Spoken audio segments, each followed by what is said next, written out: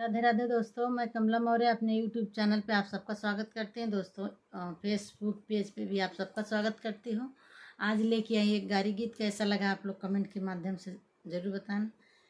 तने सुन ला है समधी हमार गारी, तने सुन ला है समधी हमार गारी, तने सुन ला।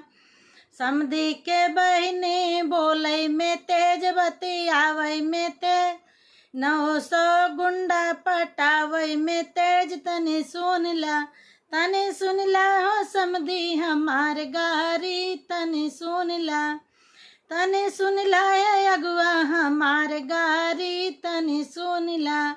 अगुआ के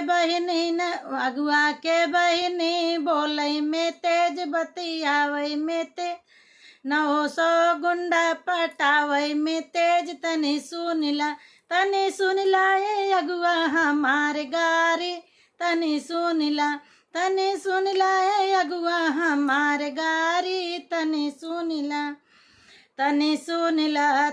सुन ला ये दुल्हे हमार गारी, तने सुन ला।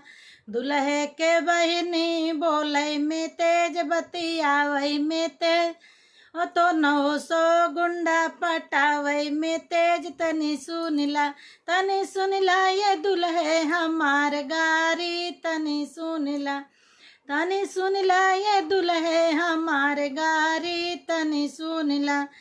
बरतियावन हमार गारी, तने सुन ला।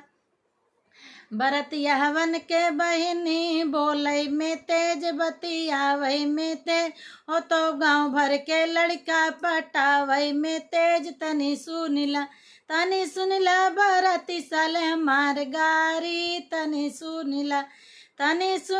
पंडित साले मोर गारी, तने सुन ला। पंडित के बहिनी बोलै में तेज बतियावै में तेज, सब पंडित के लड़का पटावै में तेज। तने सुन ला ये पंडित हमार गारी, तने सुन ला ये पंडित हमार गारी, तने सुन ला।